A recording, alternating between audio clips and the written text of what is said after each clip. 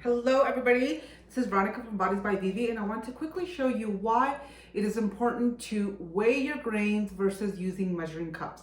We are going to take a standard oatmeal that I use every day, and I quickly learned how I was actually overeating by the end of the day and didn't understand why at the end of the week I wasn't really getting to my weight loss that I wanted.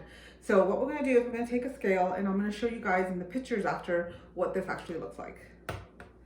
So we're going to set 0, and we're going to set this at grams. So the bag here says that half a cup, which is 40 grams, is going to give me 140 calories per serving.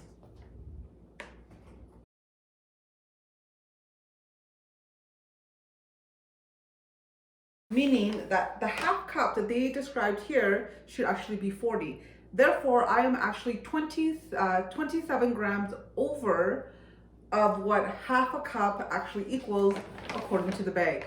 So do you see how you can easily overeat your week meal by doing that? So you're actually getting an extra 60 calories by using a measuring cup. This is why it's important to use scales.